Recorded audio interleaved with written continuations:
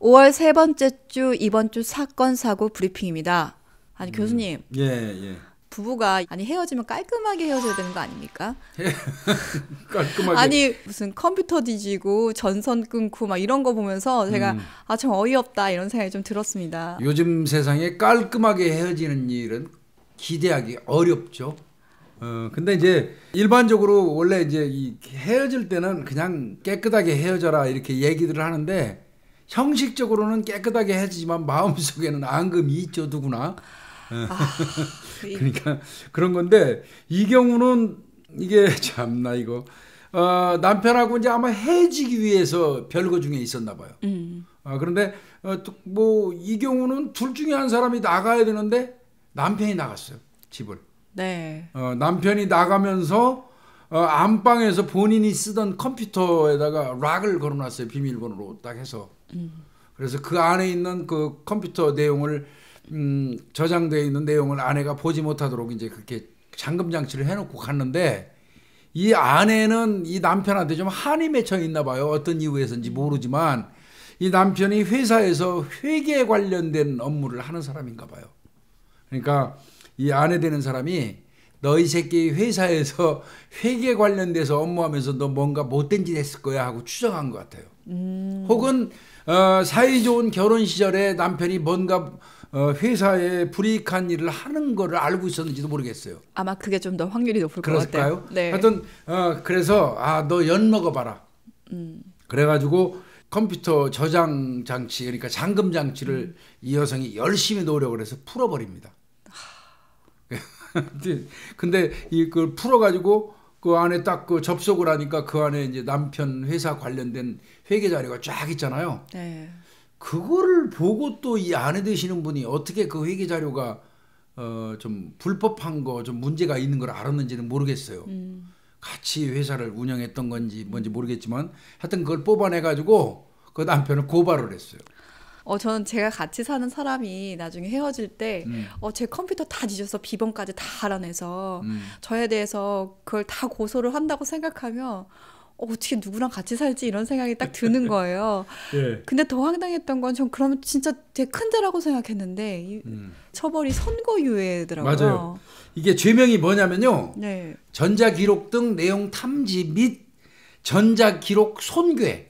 아, 네. 저 이게 이거 이런 처음 죄가 들어본 있어요. 이게 이제 제명이에요. 뭐냐면 남의 타인의 컴퓨터에 몰래 접속해서 들어가가지고 그 안에 있는 내용을 탐지해낸 거. 네. 불법이라는 거예요. 네. 그 다음에 또 그 탐지한 내용을 손괴시켜서 그 효용을 해한다. 그러면 손괴죄가 되는 거예요. 일종의 이것도 저 형법 366조 재물손괴하고 비슷한 거예요. 이 여성 같은 경우는 그 안에 몰래 들어가서 접속해서는 안 돼요. 네. 남의 컴퓨터에 접근할 때 잠겨 있으면 그걸 풀고 들어가는 행위 자체도 죄예요. 네. 근데 그걸 남편이라고 하더라도 하고 들어가가지고 그 안에 있는 내용을 받고 탐지했죠. 네. 그 다음에 그거 한 거를 일부를 발췌해가지고 고발했어요. 네. 그래서 남편 처벌받으라고 고발하고 그 다음에 그 발췌한 내용을 일부 폐기해버렸어요. 삭제시켜버렸다고. 그게 손괴예요. 마치 우리가 뭐 집어던져서 물건 깨트려갖고 그 효용을 해하는 거랑 비슷하게 전자기록에 손괴, 삭제하면 손괴한 거 아니에요. 네. 그런 죄로 이제 이 여성분이 이제 기소가 됐는데 물론 이제 그 회계 자료를 그 고발을 했기 때문에 남편은 불이익 처분을 엄청나게 받았겠죠. 남편은 무슨 박살났겠죠. 무슨 죄를 받을지 모를 것 같아요. 제가 보기엔 네. 선고유예는 절대 아닐 것 같은데. 남편은 절대 선고유예는 아니에요. 그렇죠. 민사로 걸린다면 크게 걸릴 거고 속된 말로 오바이트라고 그러죠. 해먹은 돈 물어내려면 그 돈도 적지 않을 것 같아요. 남편은 아마 이 여성이 그렇게 함으로써 많은 피해를 봤을 거로 추정은 됩니다. 근데 그 부분에 대한 내용은 안 나와 있어요. 네. 다만 이제 이 여성이 한 행위 남편이 열받으니까 고소했겠죠. 내가 락 걸어서 잠금 장치 해놨는데 그걸 이 사람이 풀어가지고 이렇게 내 컴퓨터 내용을 함부로 탐지하고 또 삭제시키고 이랬다. 처벌해달라 이렇게 한 거죠. 근데 이 여성이 변호사 선임했어요. 그래가지고 어떻게 비밀번호 알고 들어갔냐 그랬더니 예전에 남편하고 사이 좋을 때 남편이 컴퓨터 그 옆에다가 비밀번호를 써놨던 게 있었는데 자기가 그걸 기억을 해냈대요. 그래서 접속이 들어갔다는데 제가 볼 때는 그건 아니에요. 미리 알았거나 이것저것 비밀번호를 조합해가지고 거기 들어간 거로 저는 보여요. 저도 그렇게 추정이 되고요. 아, 어떻게 사람이 그렇게 미우면 사실 이 남편의 인생 자체를 망가뜨릴 수 있는 거잖아요. 예. 회계사한테는 사실 회계 자료 자체가 굉장히 중요하고 그럼요. 비밀성이라는 것이 되게 중요한데 그 부분이 이제 사실 다 박살난 거잖아요. 네. 남편이 이 건이 됨으로 인해서 이 사람은 회계사로서의 생명을 거의 잃어버린 거나 마찬가지라고 저는 생각이 들거든요. 네. 그리고 교수님 말대로 이것에 대해서 처벌이라든지 민사 소송이 됐을 때 이 남편은 정말 평생 어떻게 보면 그렇죠. 그 굴레 속에서 살아야 되는데 어떻게 보면 와이프한테는 선고유예가 떨어진 거잖아요. 남편도 잘못한 거는 잘못한 거죠. 분명히 불법을 저지른 건 잘못한 건데 어떻게 하면 이렇게까지 악의를 품을 수 있을까라는 좀 생각이 들기도 해요. 뭔가 원한이 있겠죠. 뭐. 근데 실제로 지금 이걸 저는 선고유예밖에 안 나온 게 되게 좀 황당한 게 외국에서는요 와이파이 남의 와이파이에 접속하는 것만으로도 징역형이라든지 벌금형이 맞아요. 굉장히 높게 떨어지거든요. 근데 실제로 이거는 비밀번호까지 해서 개인의 문서에 다 접촉을 한 거잖아요. 맞아요. 그럼에도 불구하고 선고유예밖에 나오지 않았다라는 게 저는 조금 이해가 안 돼요. 이 여성 같은 경우는 뭐라고 그랬냐면 안방에 있는 컴퓨터는 우리 부부 공동 소유입니다. 이 얘기예요. 예전에 사이 좋을 때 같이 살 때 안방에 있는 컴퓨터는 서로 그 공동 소유로 썼겠죠. 근데 그때는 서로 개방하고 쓸 수 있는 입장이었지만 이 남편이 집을 나가면서 별거하고 나가면서 락을 걸어놨단 말이에요. 그거를 구태여 찾아서 들어간 거는 범죄라는 거죠. 그리고 컴퓨터는 같이 공유한 거 있을 수 있겠지만은 파일 자체를 공유한다라는 의미는 아니잖아요. 아니죠. 내용까지 공유하는 건 네. 아니죠. 그 부분에 대해서 근데 법원이 너무 관대하게 저는 처벌한 것 같다는 생각이 좀 들거든요. 그러니까 어떤 기술적인 수단을 이용해서 조합하는 방식 뭐 이런 식으로 거기에 접근해서 들어가는 것 그 자체가 사실은 문제가 되거든요. 이 여성은 아마 조합하고 뭐 자기는 기억해냈다고 그러는데 그런 식으로 들어간 것 같아요. 남편도 이건 조합 아니라는 거예요. 뭐 자기가 뭐 비밀번호를 거기다 적어놓을 이유가 없다는 거예요. 그러니까 별거하고 나가면서 이미 새로운 비밀번호를 생성해서 딱 잠궈놨는데 이 여성이 이제 같이 오랫동안 살다 보면 부부끼리 가지는 뭐 공통적인 그 뭐 좋아하는 문구 그다음에 그 숫자 이런 게 있으니까 요것저것 조합해가지고 아마 들어가는데 성공한 모양이에요. 그러니까 남편도 저 잠금 장치를 할 때 허술하게 한 건 사실인 거죠. 저는 사실 여기까지 확대 해석하면 안 될 수도 있는데 저는 기술자라든지 아니면 어떤 프로그램을 통해서 그 비번을 알아낼 수도 있었을 거라는 생각도 조금 들거든요. 만약에 그게 그런 경우라면 와서 알아봐 준 사람까지 같이 처벌해야 돼요. 근데 그건 없는 거 보니까 그거는 아닌 걸로 본 것 같아요. 그러니까 변호사를 통해서 뭐라 그러냐면 공동소유의 컴퓨터에 내가 좀 그 옛날에 적어놨던 비밀번호 기억해놔갖고 들어가서 좀 열어보면 어떠냐, 그게 무슨 죄가 되느냐 이렇게 얘기하는데 그거는 들어가는 것 자체, 열어보는 것 자체도 죄가 되고 조금 전에 얘기하신 것처럼 중점적인 내용은 그 안에 있는 파일 내용은 남편께 있고 본인께 있는 거예요. 저는 그쪽 침해죠. 그건. 전 그리고 당연하게 부부라고 하더라도 사생활이라든지 지켜줘야 되는 부분들의 비밀이라든지 이런 것들은 확실하다고 생각을 하거든요. 컴퓨터가 공유된다고 하더라도 같이 쓴다고 하더라도 서로 각자가 중요하게 여기는 파일, 특히 비밀번호로 걸어놓은 파일에 대해서는 그건 확실하게 지켜줘야 된다고 생각이 들어요. 근데 그런 부분들이 깨지고 있기 때문에 전 깨졌기 때문에 이 부분이 정말 저로선 조금 생각하기도 쉽지 않고 가끔 남자가 엄청 미웠던 거예요. 그리고 가끔 보면은 연인들끼리 데이트 폭력 쓰면 안 되지만 서로 뭐 폭행이라든지 아니면 문제 생길 때 서로 막 그 핸드폰 비번 풀어가지고 서로에 대해서 막 사생활이라든지 이런 거 파잖아요. 저 정말 그게 이해가 잘 안 되고 너무 전 그건 정말 엄격하게 처벌을 해야 된다라고 생각을 하거든요. 이게 공유할 수 있는 부분과 공유하고 싶지 않은 부분들이 있잖아요. 지키고 싶은 영역을 들어가고 침범하는 거잖아요. 부부간이라도 안 되는 거죠. 네. 엄밀히 얘기하면 안 되는데. 근데 이제 이분이 한 얘기는 있어요.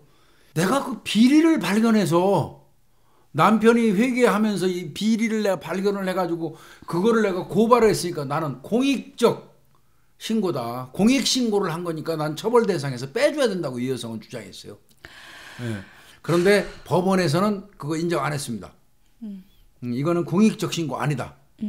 그래서 인정하지 않고 아까 얘기한 것처럼 벌금 200만 원에 선고유예를 했어요. 이게 무슨 얘기냐면 200만 원 벌금을 주는데 집행은 안 한다는 얘기예요. 즉 말하면 벌금을 즉시 받지는 않는다는 거예요. 선고를 뒤로 밀어놓고 유예해놓고 일정한 시간이 되면 200만 원 벌금 받은 거를 없는 걸로 해준다 하는 게 벌금 200만 원의 선고유예라는 형인 거예요. 네. 근데 선고유예는 그래도 전과에는 기록이 돼요. 네. 그래서 이게 뭐 아예 죄가 없거나 이런 뭐 저희가 얘기하는 기소유예처럼 뭐 전과에 안 남거나 그렇진 않아요. 선고유예도 전과에는 남죠. 그러니까 내가 볼 때는 처벌 유죄가 되는 거는 법원에서 확실하게 인정을 했지만 본의 아니게 공익적 결과로 이어진 면이 있고 그 다음에 빼낸 정보를 다시 남편한테 돌려줘가지고 업무에 지장이 발생하지 않았던 점을 참작해서 선고유예한다 이렇게 얘기했거든요, 법원에서. 그러니까 공익신고가 되긴 된 거예요. 나름대로 어떤 그 남편이 뭔가 회계 관련돼서 잘못한 부분을 고발 조치한 거는 공익적 기능은 수행한 거예요. 목적은 남편 연맥이자는 식이었지만 결과적으로는 궁극적으로는 공익의 어떤 그 이바지한 부분이 일정 부분이 있다는 거예요. 그거를 법원에서 참작해 줬어요. 저는 부인께서 그 부분에 대해서 알았을 때 그것을 신고한 건 되게 좋다고 생각해요. 근데 방법이라는 부분에 있어서 그걸 이해를 못하는 거거든요.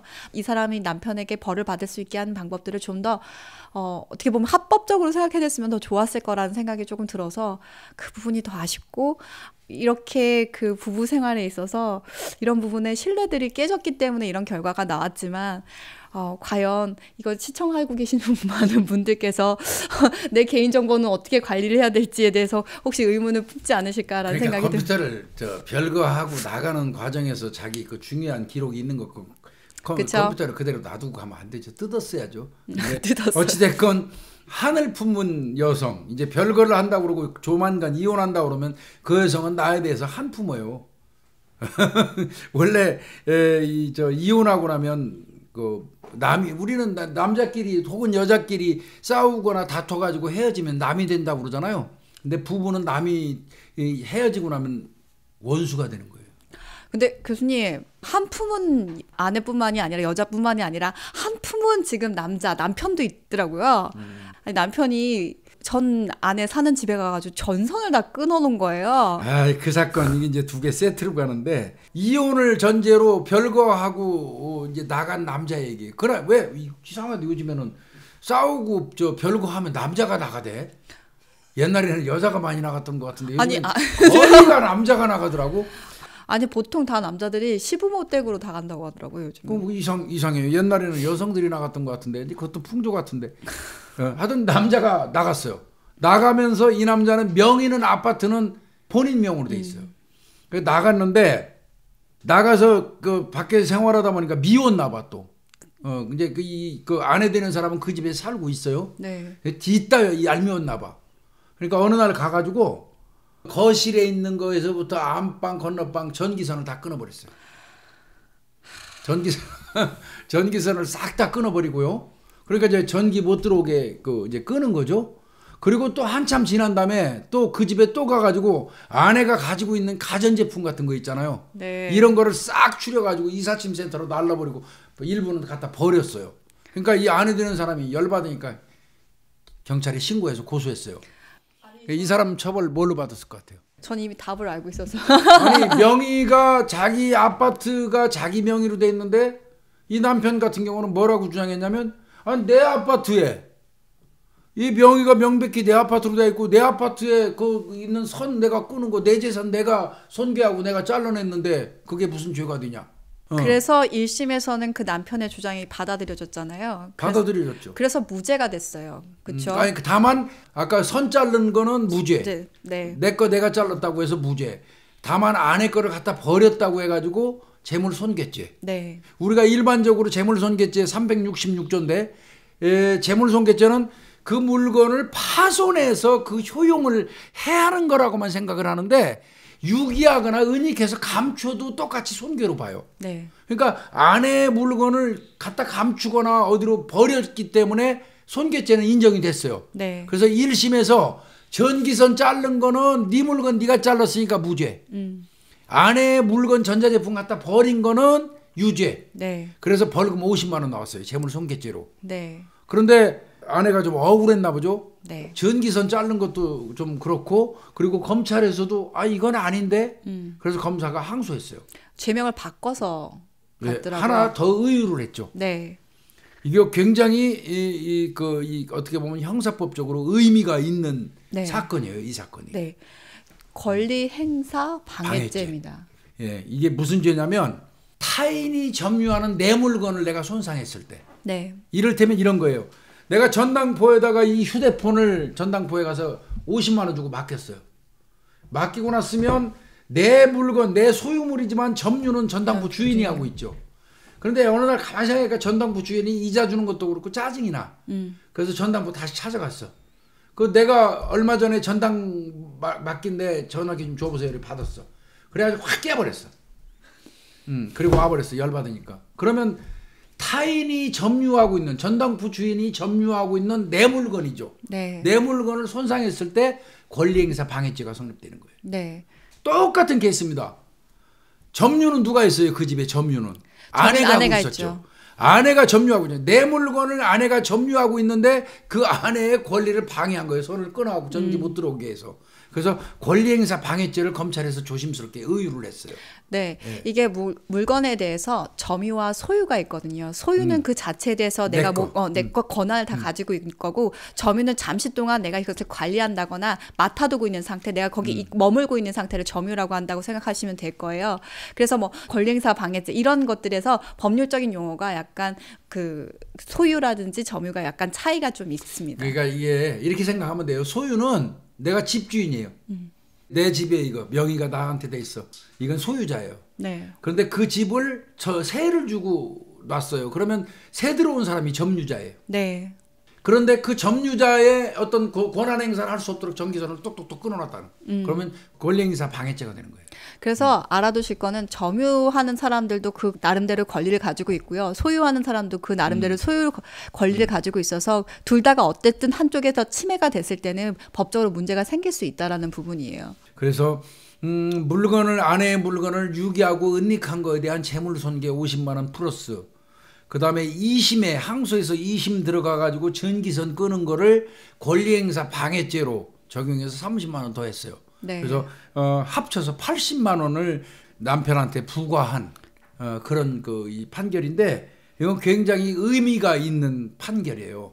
그래서 우리가 잠시 좀 소개를 하는 건데 그 남편도 좀 치졸해요. 내가 보기에는 그거 어차피 뭐 이혼을 전제로 해서 별거 하고 있다 그러면 아내가 내 아파트 내 명의로 된 아파트 있다고 그러면 나중엔 재산 분할 해야 되잖아요. 또 그거 그런 건데 애 엿먹으라고 그래서 가서 전선을 뚝뚝뚝 잘라놓고 이 남자가 좀 옹졸하죠, 그렇죠? 계속 보면서 이거 부부가 헤어지면 이 정도야 되나 이런 생각이 들면서 네. 창피하더라고 이거는 정말. 제가 보면 부부였기 때문에 더 같이 함께 살았기 때문에 서로의 골도 깊어지고 그런 부분도 생길 수 있겠지만 요즘에 왜 그런 거 있잖아요. 같이 살고 같이 뭐 만나고 사랑하는 방법도 좋지만 같이 이별할 때 아름답게 이별하는 법에 대해서 아름다운 이별은 없습니다.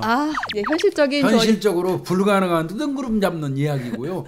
맨날 요즘 말하기 좋은 방송들 저도 종편 나가서 하지만 손 말로 거짓말이나 하고 현혹하는 사람 전체 포함해서 하는 거 아니에요? 그 중에 일부 있어요. 몇몇 놈 입으로만 이거 하는 되지도 않는 얘기하고 앉아서 아름다운 이별이 이 세상에 어디 있습니까?